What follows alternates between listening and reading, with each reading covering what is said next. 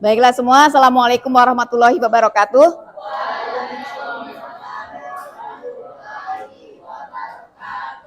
Sebelum kita mulai kegiatan asesmen alternatif pada pagi hari ini, sesuai dengan jadwal yang sudah kita sepakati, gimana kalau kita terlebih dahulu berdoa, ya, berdoa sekaligus kita doakan para pejuang revolusi, pahlawan revolusi yang telah gugur pada 30 September pada pemberontakan G30 SPKI yang hari ini sebenarnya tepat sebagai hari kesaktian Pancasila. Kita doakan semoga para arwah pahlawan yang telah gugur mendahului kita diberikan tempat yang aman layak di sisinya. Berdoa dipersilahkan.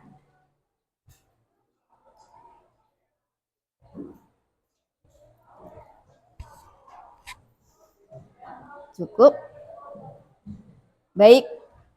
Jadi hari ini nanti ada 3 teman kalian yang akan mengikuti kegiatan asesmen alternatif. Yang pertama ada Nadia Fajarani, betul ya? Boleh tunjuk jari. Kemudian ada Ayu Prasmawasari, kemudian Linda Masya Zalianti. Dan yang lainnya pun sebenarnya pada hari ini juga mengikuti asesmen alternatif.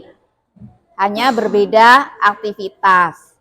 Kalau yang bertiga ini aktivitasnya adalah akan mempresentasikan materi yang sudah dipelajari beberapa pertemuan yang lalu. Nah, sementara selain yang bertiga, kalian semua akan mencatat ya apa yang disampaikan oleh teman-teman kalian ketika presentasi. Maka butuh fokus ya. Betul nggak kira-kira? Harus ada fokus. Sama seperti kesepakatan belajar yang sudah kita buat bersama. Betul ya, salah satunya apa? Kesepakatan belajar yang sudah kita buat bersama? Fokus mendengarkan penjelasan, gitu ya? Oke, masih ingat, kecuali yang lupa. Ya. Baik, ada yang sudah mulai ngantuk? Ya. Ada, kalau ada nggak Ibu larang ngantuknya. Tapi coba nanti boleh keluar, ambil air dan cuci wajahnya, biar hilang rasa ngantuknya. Gitu. Nah, mungkin perlu Ibu sampaikan juga untuk teman-teman kalian nanti yang akan presentasi menyusul di tahap berikutnya. Terbaca nggak? Oh, kecil betul ya rupanya ya. Ternyata kecil betul. Di aspek penilaian asesmen alternatif ini, aspek yang akan kita lihat itu bagaimana kelengkapan materi yang sudah kalian pilih, gitu ya. Apakah sudah lengkap materinya? Nah, maka ada skor-skor yang akan ditampilkan di sini. Ya, dari skor 1 sampai dengan skor 4. Kemudian dari sisi penulisan materi, ya, apakah isi penulisan materi ini sesuai dengan materi yang kalian pilih, ya. Ya, khawatirnya nanti nggak sesuai, yang dipilih kedudukan Pancasila, kemudian yang kalian tulis, nah, tutorial mengikuti game online, kan lain ceritanya ya, beda materinya berarti. Nah, kemudian yang ketiga, nah ini yang Penting juga yang akan Ibu lihat kemampuan kalian mempresentasikan. Ya. Seperti apa kemampuannya? Ini juga ada kriterianya. Nah, skor 1 sampai dengan skor 4. Gitu ya. Baik. Cukup itu 3 kriterianya. Yang akan kita berikan penilaian. Jadi yang akan tampil pertama adalah siapa? Ayu. Ayu ya. Atau mau diacak? Diacak ya, biar adil. Ya, biar adil diacak.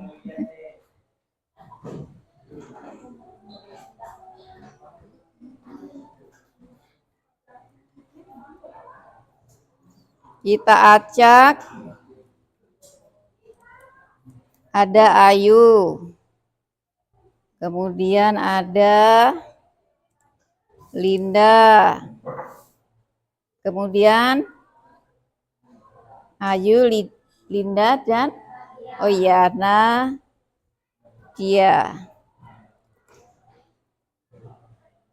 Nadia. Ya.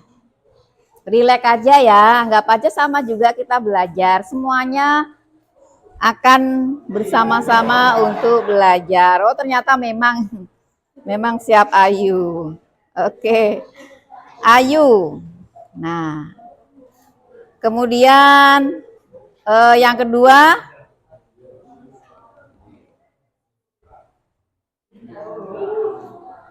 Linda ya. Oh, terbalik Linda. Oke, pas ya berarti Nadia terakhir. Ayu, Linda, dan Nadia. Baik. Kita beri aplaus dulu untuk teman-teman kita hari ini semuanya. Baiklah, Ibu akan duduk di meja. Silahkan Ayu untuk bisa tampil lebih dahulu.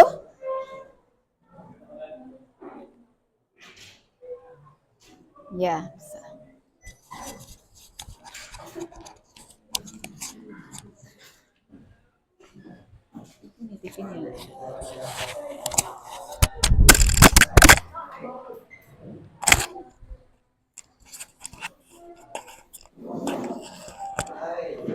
Baik, siap ya yang audiennya siap dengan rekam jejak peserta ini.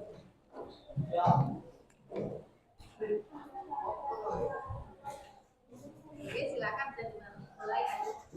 Assalamualaikum warahmatullahi wabarakatuh. Selamat pagi, salam sejahtera bagi kita semua. Saya akan mempresentasikan asesmen PPAN tentang dasar negara. Kelahiran Pancasila. Pancasila lahir dengan melalui banyak proses. Kita mulai dari tahun 1942, Jepang berhasil mengalahkan dengan melancarkan serangan terhadap pertahanan Belanda yang ada di Indonesia. Dan tepatnya pada 8 Maret 1942, Belanda menyerah terhadap Jepang. Lalu, kekuasaan Belanda di Indonesia diganti oleh Jepang. Saat itu, pasukan Jepang merupakan pasukan yang sangat kuat. Tetapi pada tahun 1944, Jepang mulai terhadap serangan tentara sekuat Amerika Serikat. Pada saat Jepang mencari simpati bangsa agar bangsa Indonesia mau membantu Jepang dengan memberikan janji kemerdekaan kepada Indonesia. Pengertian Pancasila. Pancasila sebagai dasar negara berarti Pancasila digunakan sebagai landasan atau pedoman dalam mengatur kehidupan beraneka dan seluruh kehidupan bangsa. Indonesia Pancasila merupakan falsafah bangsa dan negara Republik Indonesia yang terdiri dari 5 sila. Sila pertama, ketuhanan yang Maha Esa. Sila kedua, kemanusiaan yang adil dan beradab. Sila ketiga, keadilan persatuan Indonesia, kerakyatan yang dipimpin oleh hikmat kebijaksanaan dalam permusyawaratan perwakilan. Dan sila kelima, keadilan sosial bagi seluruh rakyat Indonesia. Pancasila merupakan sistem fas yang menjiwai kepribadian bangsa Indonesia. Kelima sila Pancasila merupakan hasil pemikiran kritis dan rasional tentang kenyataan budaya bangsa Indonesia. Tugas BPUPKI. BPUPKI kemudian diresmikan pada 28 Mei 1945 di Gedung Chow Sing In, Jakarta. BPUPKI memiliki tugas pokok untuk menyelidiki usaha-usaha persiapan kemerdekaan Indonesia. BPUPKI kemudian membentuk kerja yang meliputi panitia. Rumus terdiri dari 9 orang yang diketuai oleh Insinyur Soekarno. Kedudukan Pancasila sebagai dasar negara. Berarti Pancasila dapat mengatur penyelenggaraan negara dan seluruh warga negara Indonesia. Pancasila berfungsi sebagai sumber hukum yang mengatur tata kelola berbangsa dan beraneka, serta menjadi acuan dalam merumuskan aturan dan hukum yang berlaku di Indonesia. Pancasila sebagai sumber dari segala hukum di Indonesia teruntung Undang-Undang Nomor 12 Tahun 2011 tentang pembentukan peraturan perundang-undang.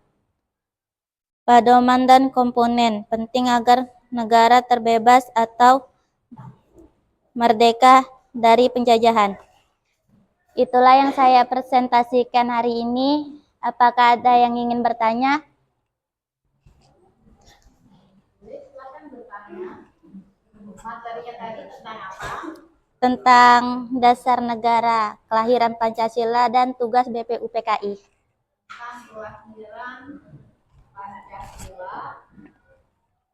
Intinya ya, jadi materi yang dipilih adalah dinamika kelahiran Pancasila. Silakan aja ditanyakan.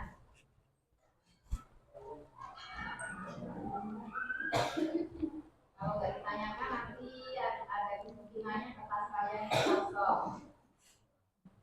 Ada kemungkinan ya. Kan susah merekam itu kan udah. Nah, ya silakan ditanyakan.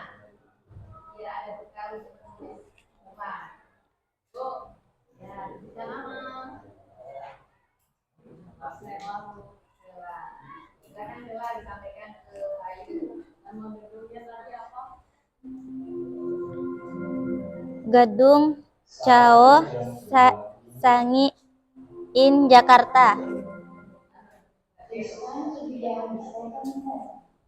Ada yang ingin bertanya lagi?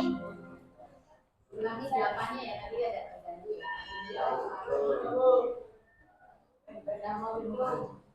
Nama gedung Chow Sang In, Jakarta. Oh, boleh dituliskan? Boleh dituliskan di papan tulis. Ya, yang mana?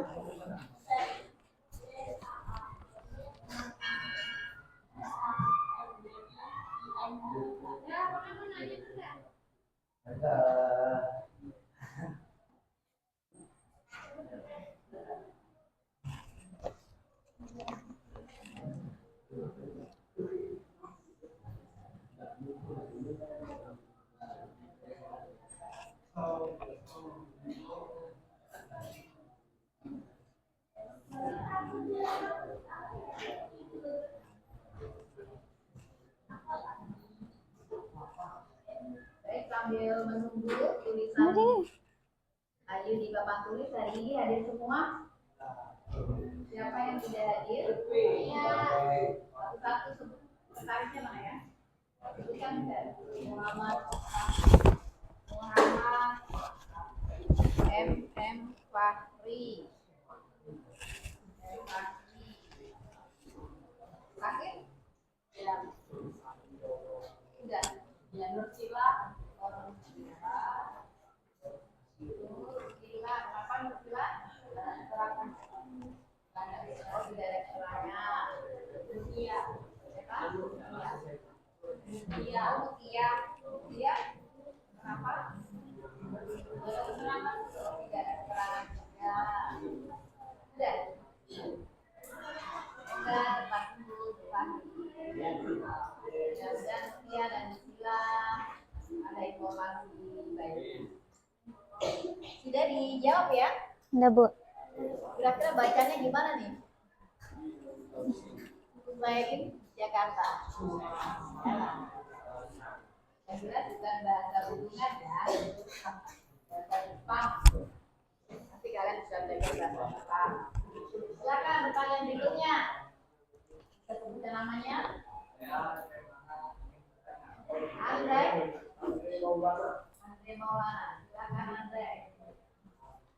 Apa maksud Pancasila sebagai dasar negara? Pancasila sebagai dasar negara. Maksud Pancasila sebagai dasar negara berarti Pancasila digunakan sebagai landasan atau pedoman dalam mengatur kehidupan beraneka dan seluruh kehidupan bangsa Indonesia.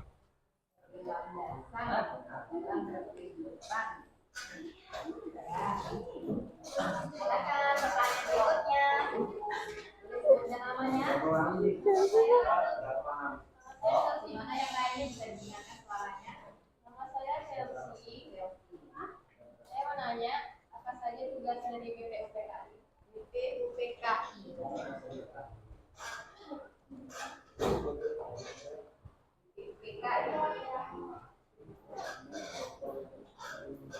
Tugas BPUPKI membantu panitia kerja yang meliputi panitia perumusan terdiri dari 9. Tunggu.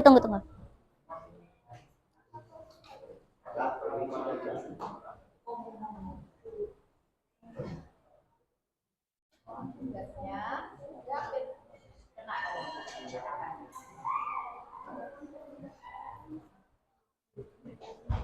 BPUPK.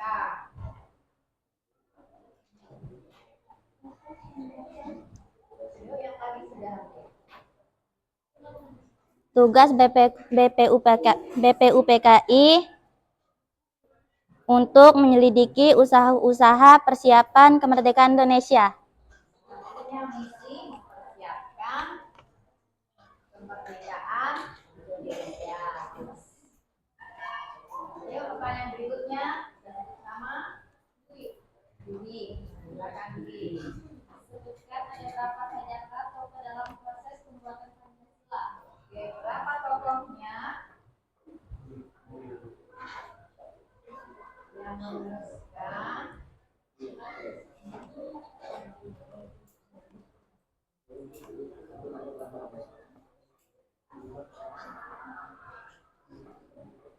beberapa yang dikenal kalian saat merumuskan. Pernah ya waktu itu ya jadikan game kan awal kita masuk di sini. Nah, salah satunya ada Insinyur Soekarno, yang lainnya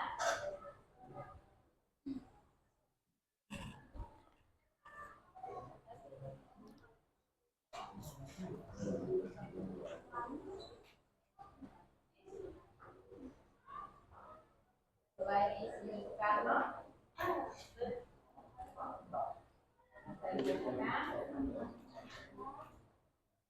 Soekarno,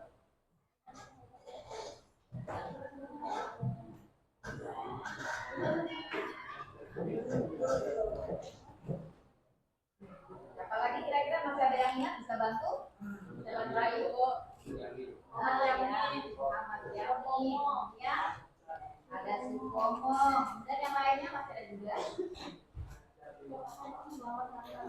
Muhammad Hatta juga membuat menyampaikan idenya. Ada lagi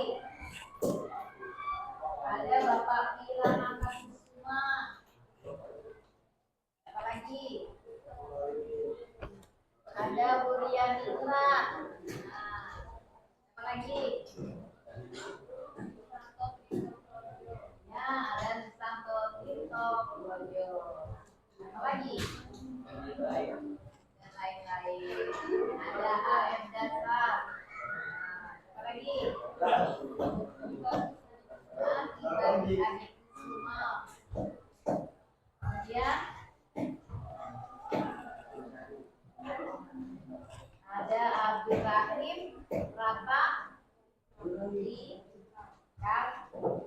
Karangna. Oke. Masih ada pertanyaan?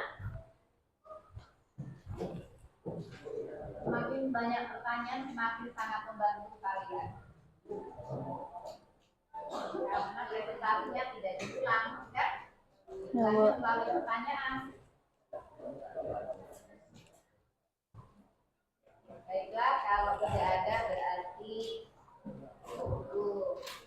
hari ini sudah ada berapa pertanyaan? 3, 4, ada 4 pertanyaan. Pas nih, ada lagi yang mau ditanyakan? Oh ini oh satu lagi Pak Lima. Iya, itu pasti kosong. Nggak apa-apa, silakan. Nama lengkapnya Bang Solid. Nova, Walid Nova. Silakan Walid Nova. Silakan pertanyaannya.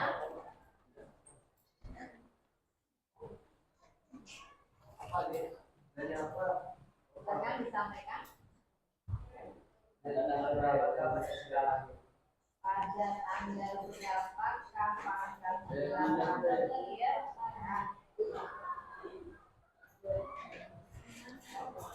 Pada tanggal 1942.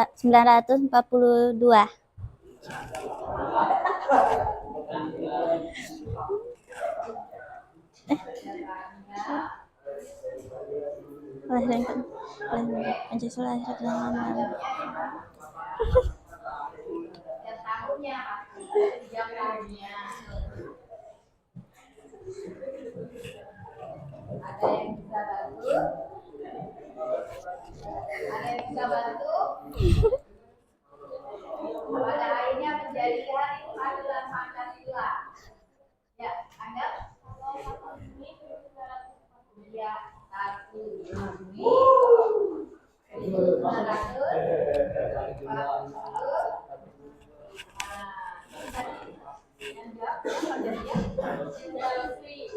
Oh iya, silakan, masih ada pertanyaan? Pas? Oke, jawab pas. Silakan ditutup lagi. Jika tidak ada pertanyaan lagi, saya tutup dengan mengucapkan wassalamualaikum warahmatullahi wabarakatuh. Kita beri applause. Terima kasih.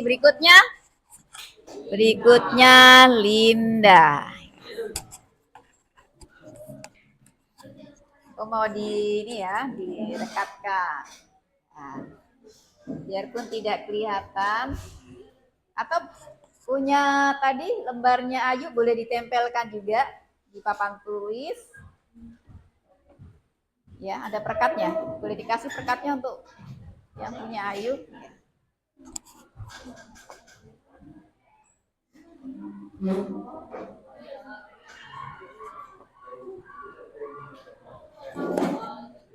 Baik, berikutnya kita akan ikuti presentasi dari Linda. Ya, fokusnya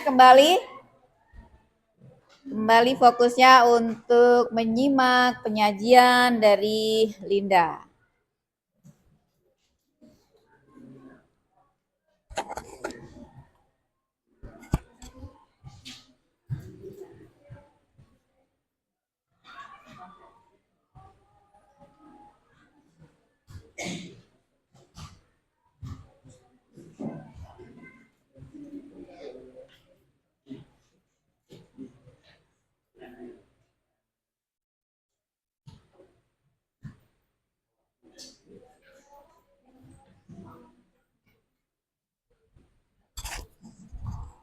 Selipkan.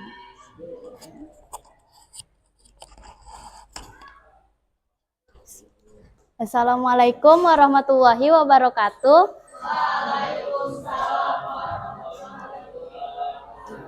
Selamat pagi semuanya.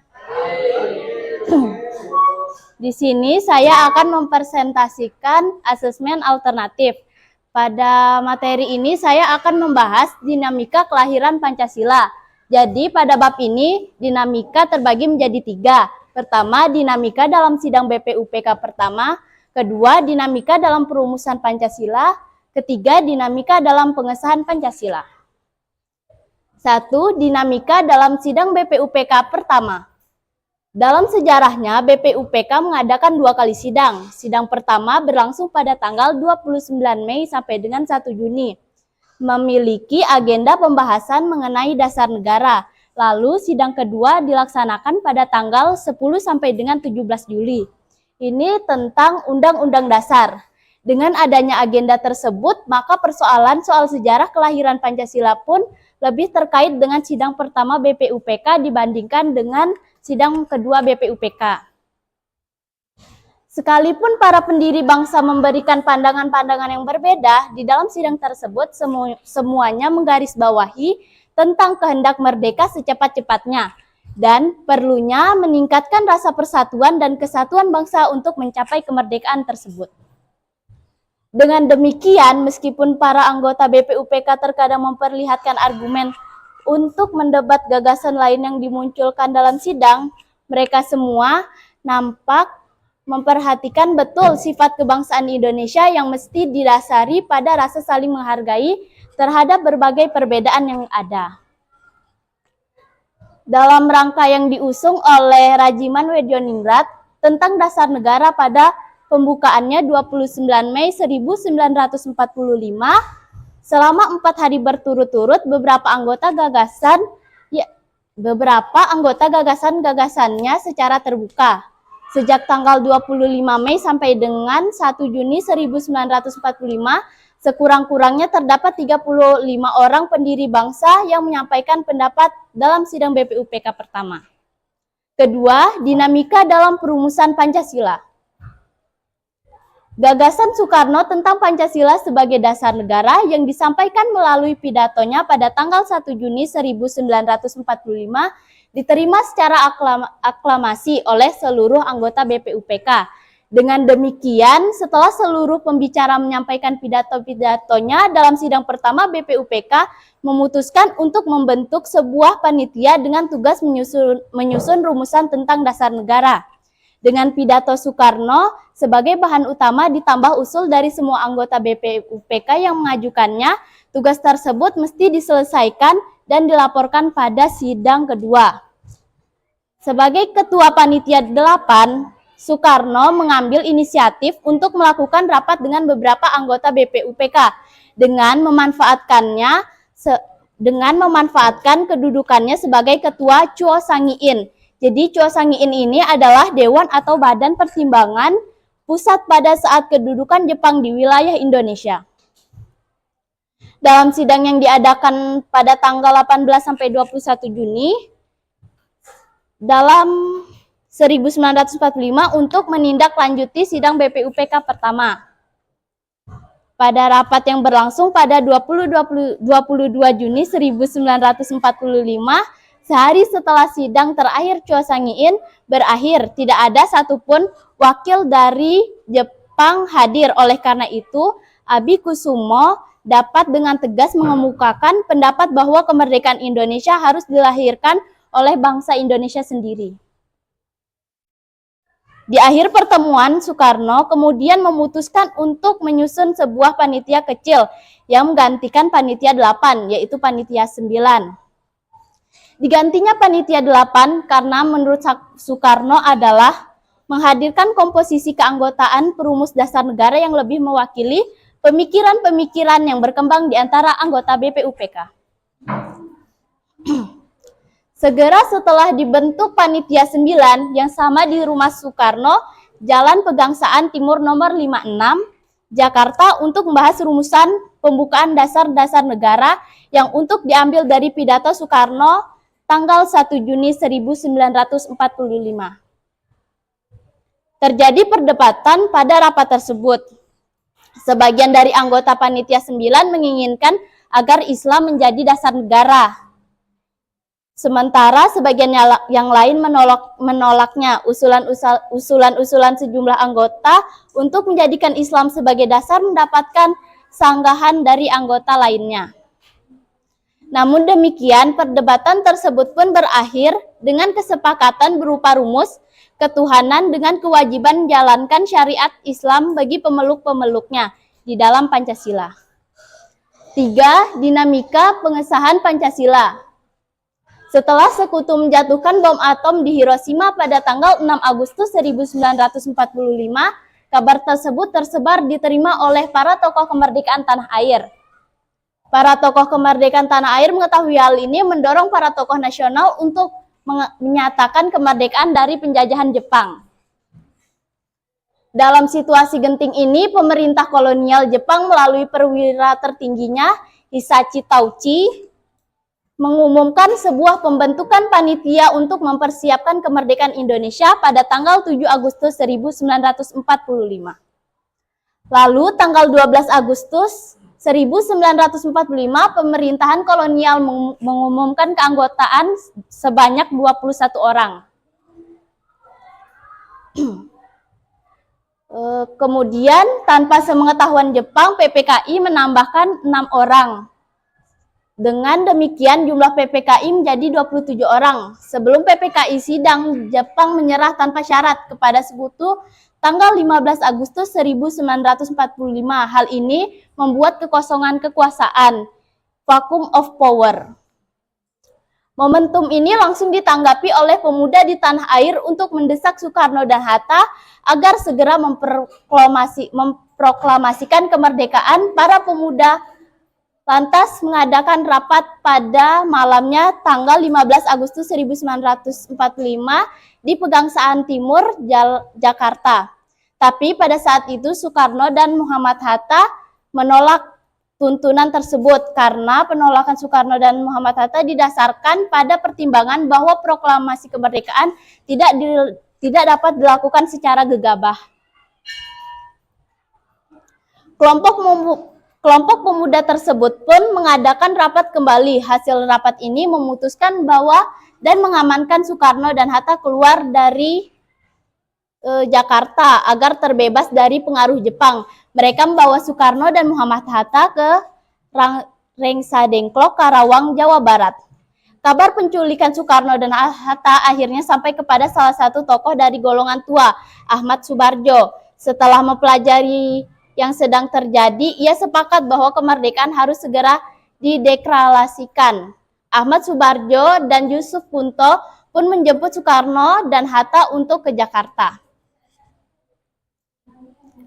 Perumusan proklamasi terjadi di rumah milik Laksamana Tadashi Maeda, seorang perwira tinggi Angkatan Laut. Setelah teks proklamasi dirumuskan, Soekarno membacakan teks proklamasi di Jalan Pegangsaan Timur nomor 56 pada pukul 10 waktu Indonesia Barat tanggal 17 Agustus 1945.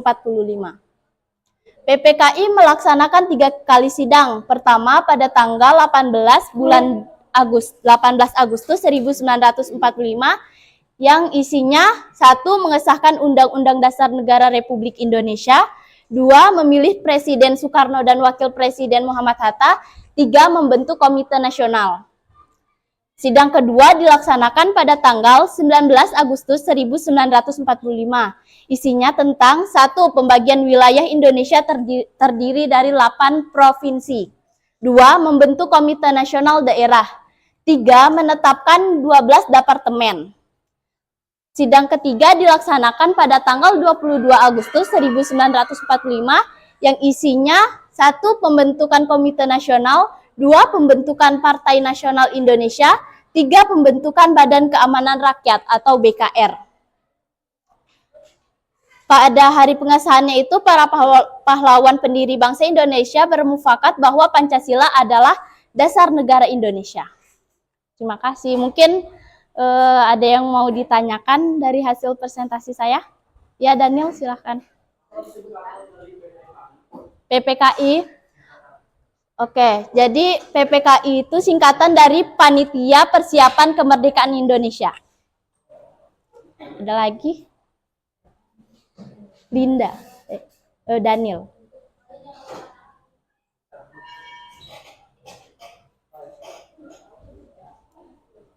Ya, Marino, silahkan. Sidang BPUPK diadakan berapa kali pertemuan? BPUPK 2 kali. Hah? Marino. Ada lagi.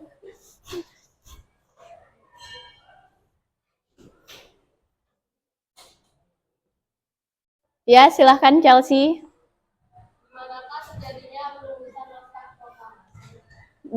Terjadinya perumusan naskah proklamasi terjadi di rumah milik Laksamana Tadasi Maida, seorang perwira tinggi Angkatan Laut.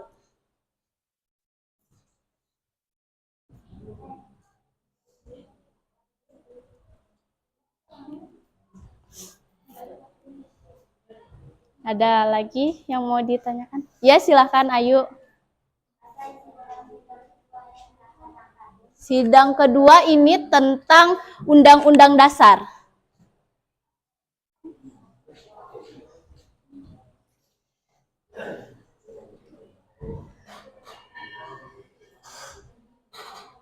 Mungkin ada yang ditanyakan. Oke. Ada berapa pertanyaan tadi? Dari Daniel. Marino, Ayu. 5 ya? 4.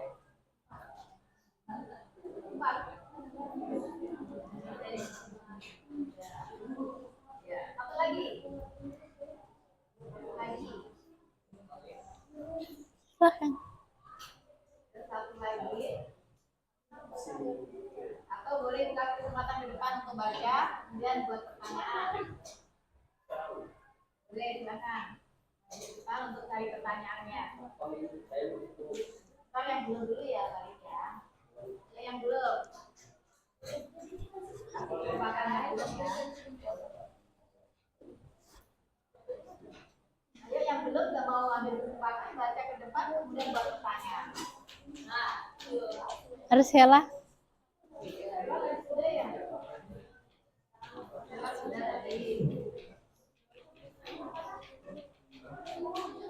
ayo satu kesempatan loh ya. Kita bergeser ke berikutnya. Ya, Stefani. Sidang kedua tadi diadakan pada tanggal 10 sampai dengan 17 Juli 1945.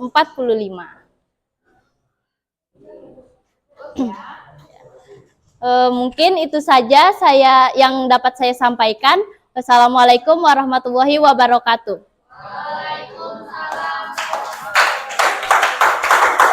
Selamat pagi semuanya.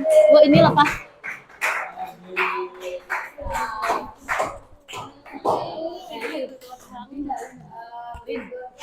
Apa namanya tigaan tuh? Tadi yang di akhir-akhir gue baca tuh 3 apa nggak 1? 3. Oh.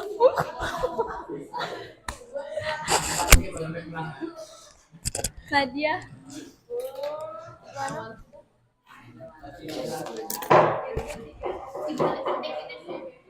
coba? Ada yang bisa bantu melengketkan? Oh, sudah tinggal nempel ya. Ya, ayo. Tengah ya, Pak.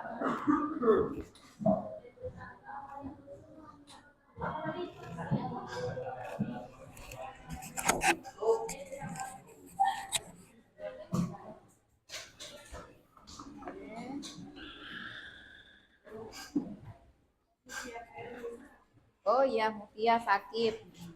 Ya, terima kasih Bu Alfi. Enggak apa-apa. Ya kan? Gimana nih? Ini aja ya. Oh. Ikut.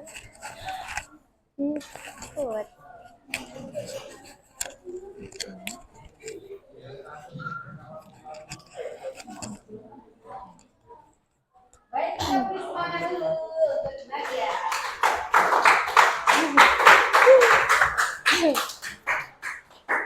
Assalamualaikum warahmatullahi wabarakatuh.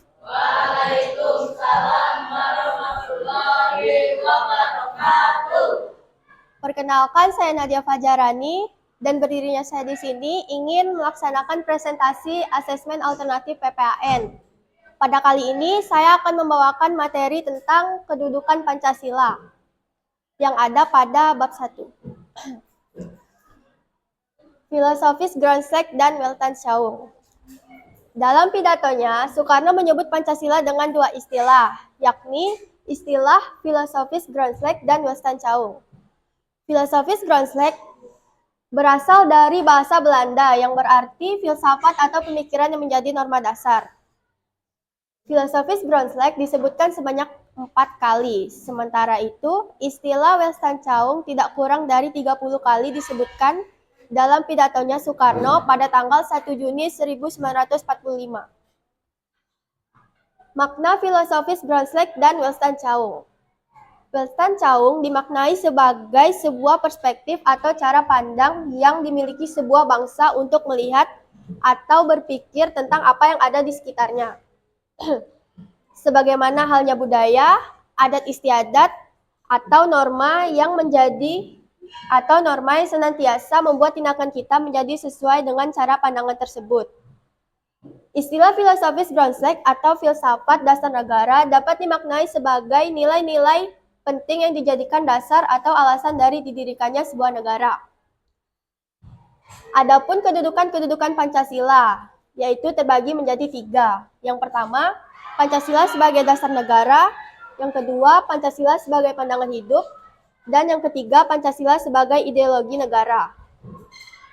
Pengertian Pancasila sebagai dasar negara adalah Pancasila sebagai dasar negara mengandung pengertian bahwa setiap sendi-sendi ketatanegaraan harus berdasar pada nilai-nilai Pancasila. Dengan kata lain, Pancasila harus senantiasa menjadi spirit dalam bernegara. Kedudukan.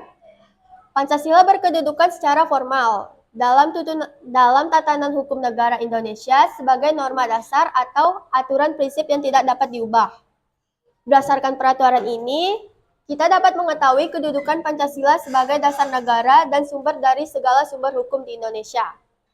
Yang kedua, Pancasila sebagai pandangan hidup. Pengertian, Pancasila sebagai pandangan hidup dapat dimaknai sebagai sebuah tata nilai yang berfungsi seperti halnya budaya atau norma yang telah hidup turun-temurun di tengah-tengah masyarakat. Sebuah pedoman hidup yang mengikat dan memandu berbagai komponen bangsa Indonesia agar tetap hidup dari generasi ke generasi. Dengan demikian, tanpa Pancasila sebagai pandangan hidup, bangsa Indonesia akan hidup terombang-ambing karena tidak memiliki pedoman.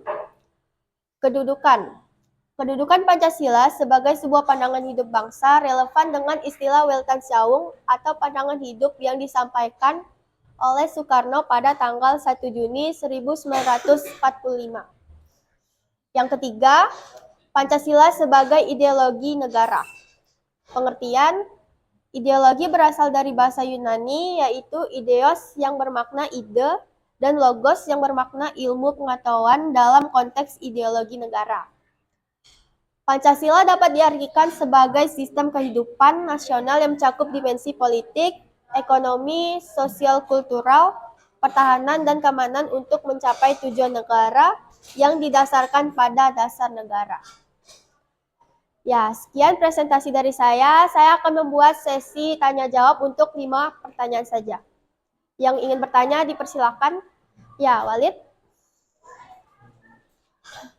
Kenapa Pancasila sebagai pedoman suatu negara di Indonesia? Bisa ulangi, Walid? Kenapa Pancasila sebagai pedoman suatu negara di Indonesia? Mengapa Pancasila sebagai pedoman di negara Indonesia?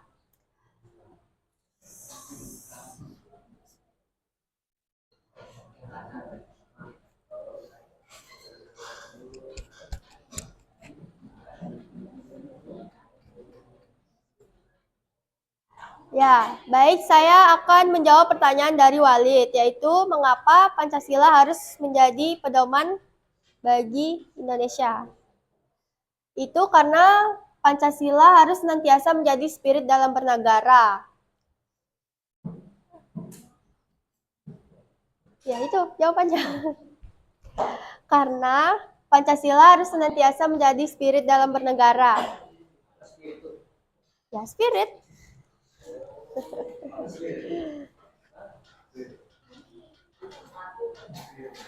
Iya. Artinya apa tadi? Semangat ya, dorong. Kenapa menjadi dasar negara Indonesia? Kenapa kira-kira? Kenapa Pancasila menjadi dasar negara Indonesia bukan kitab suci Al-Quran atau Injil atau Weda dan seterusnya? Karena Pancasila sebagai dasar negara dan sumber dari segala sumber hukum di Indonesia. Sebagai sumber hukum di Indonesia. Kenapa jadi sumber hukum di Indonesia? Kenapa Pancasila dijadikan dasar negara? Kenapa Pancasila menjadi pedoman hidup di negara kita? Kenapa bukan kitab kuning, kitab Al-Quran, kitab Injil? Kenapa? Karena Pancasila bisa menerima semua perbedaan ya, agama, suku, adat, istiadat, latar belakang bangsa Indonesia. Artinya bisa perbedaan yang ada di Indonesia ini bisa diterima atau diakomodir oleh Pancasila. Buktikan ya? Nah, sila pertama menurut Al-Quran, percaya pada Tuhan. Ada enggak? Ada. Ada. Di kitab Injil, percaya pada Tuhan ada enggak? Ada. Sila kedua, apa sila kedua? Kemanusiaan. Mengajarkan enggak semua agama? Mengajarkan. Sila ketiga, mengajarkan enggak semua agama? Sila keempat,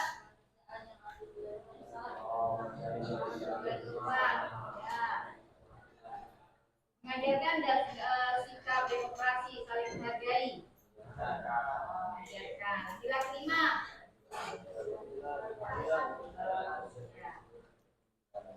mengajarkan enggak agama di Indonesia ini?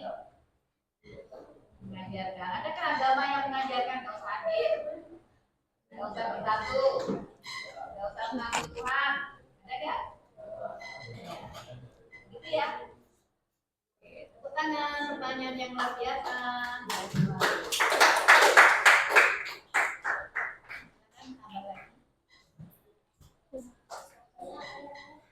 Silakan jika ada yang ingin ditanyakan lagi. Baru satu pertanyaan, masih ada 4 pertanyaan. Coba boleh ke depan sambil mencari inspirasi untuk bahan bertanya. Kita kasih kesempatan yang belum ya, yang sudah sabar dulu.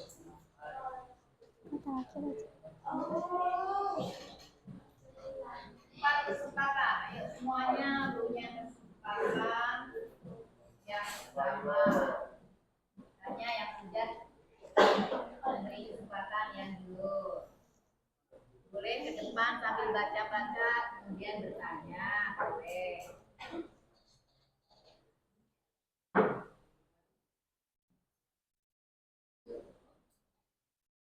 Pertanyaan luar biasa tadi kemarin sudah presentasi, sudah menyajikan isi presentasinya.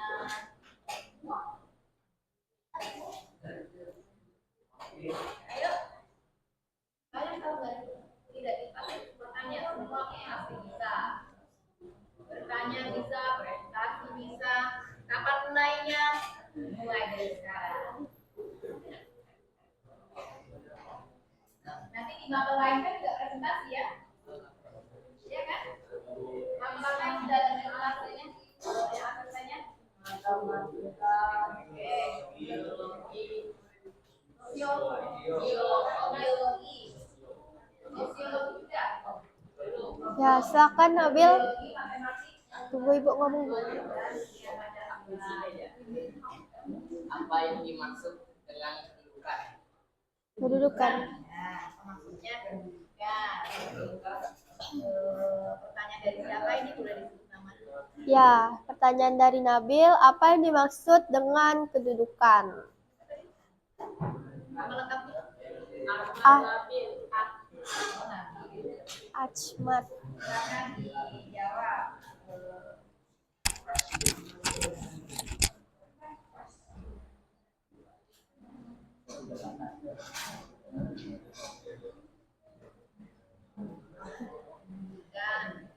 Sabar ya Nabil. Apa maksudnya kedudukan? Kedudukan.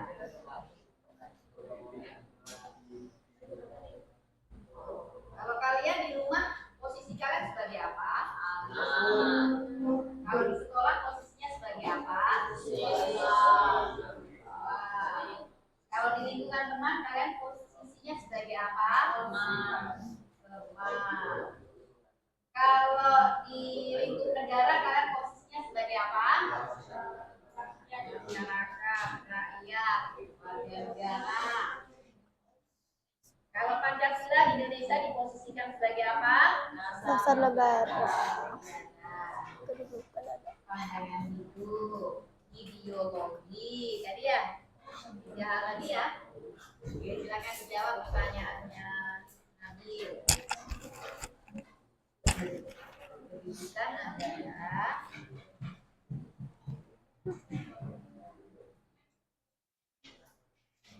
ada yang bisa bantu? Bisa bantu jawab pertanyaannya Nabil? Ahmad Nabil. Ya, kedudukan itu apa ya? Posisi, ya? Posisi. Ya, posisi. Baik, pertanyaan berikutnya. Ya, boleh sebut namanya. Oh iya, silakan Rio. Bagaimana cara kita menjadikan Pancasila sebagai pandangan hidup? Oke, pertanyaan yang keren. Silakan. Bagaimana cara kita menjadikan Pancasila sebagai pandangan hidup? Pedoman dulu ya. Pandangan pedoman.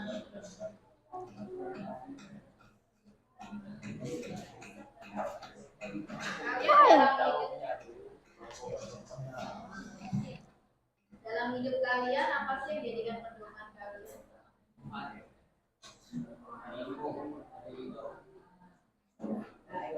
Jadi pedoman hidup kita ini apa?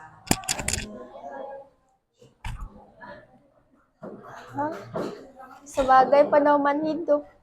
Pancasila sebagai pedoman hidup. Maksudnya prakteknya itu ya. Prakteknya kalau Pancasila sebagai pedoman hidup seperti apa? Seperti Boleh kita dengarkan nanti kalau ada suaranya boleh catat ya. Sama catatan. Catatan kalian. sebagai pandangan hidup, seperti hidup rukun, damai, dan nyaman. Oh, enggak jelas, salah. Ya, harus yakin. Oh. Prakteknya gimana kita menjadikan Pancasila sebagai pedoman? Prakteknya kalian hidup rukun termasuk mempraktekkan Pancasila. Pancasila mengajarkan dalam rukun. Mengajarkan. Terus apa lagi tadi? Selain rukun. Toleransi. Toleransi katanya saling menghargai mengajarkan ke Pancasila. Iya. Prakteknya mengajarkan Pancasila untuk mencuri. Boros. Bolos. Rokok. Ada kan rokok. Ada hidup sehat. Ya, ada. Pancasila mengajarkan hidup sehat. Ya. Nggak ngajarkan. Mengajarkan ke Pancasila.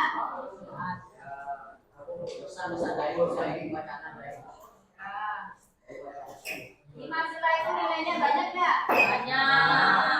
Mengajarkan hidup sehat nggak Pancasila? Mengajarkan. Mengajarkan pergaulan bebas nggak? Enggak. Itu ya caranya menerapkan ya. Nilai-nilai yang ada dalam Pancasila itu bisa dikembangkan sebanyak-banyaknya yang mengandung nilai-nilai kebaikan. Oke, ada 3 pertanyaan sudah ya. 3 pertanyaan tadi ya. 2 lagi. 2 lagi pertanyaan.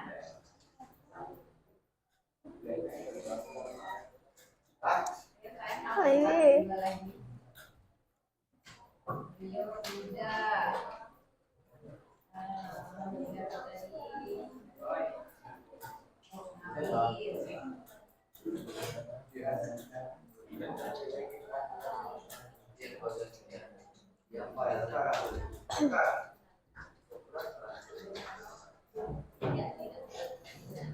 Kalau hari ini mau bertanya ragu, maka selamanya akan menjadi bagian dari kegiatan hidup ragu. Ditanya aja ragu kan? Bagian dari ragu. Tutup nih. Hari ini kalian tampil berani, maka selanjutnya kalian akan lebih berani. Sampai yang baik maksudnya ya. Hari ini malas bertanya, khawatirnya berikutnya kita akan malas bertanya. Mulai hari ini, mulai dengan hal-hal yang baik. Silakan, 2 pertanyaan lagi. Setelah menjelang istirahat 2 menit menjelang istirahat.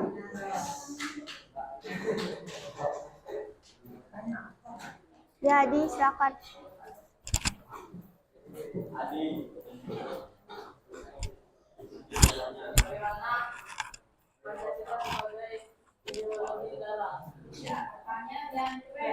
Bagaimana Pancasila sebagai ideologi negara?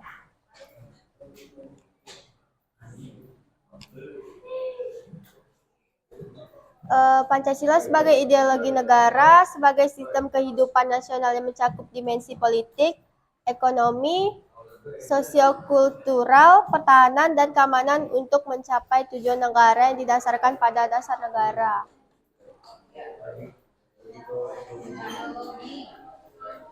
Pertanyaan dari Adi.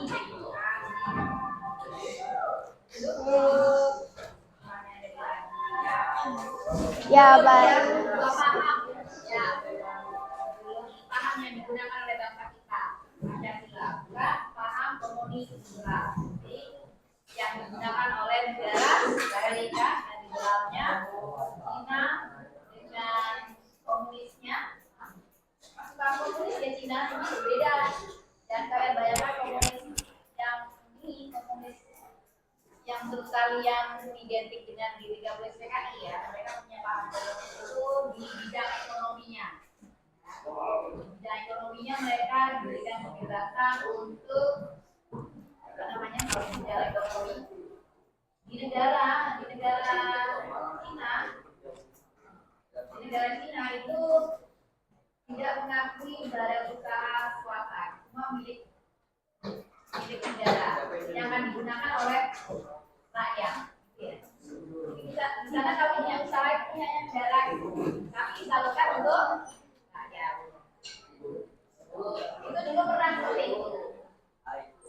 Itu dulu ya. Nah, komunis itu sudah hancur. Yang ada namanya adalah sekarang komunis di bidang politiknya ya, maksudnya politik ini negara Cina itu hanya satu partai saja.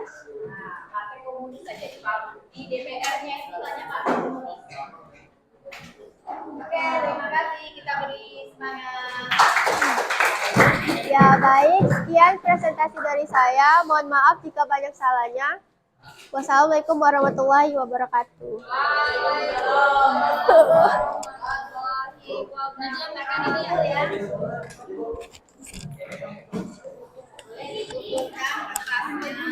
Oh, saya lihat.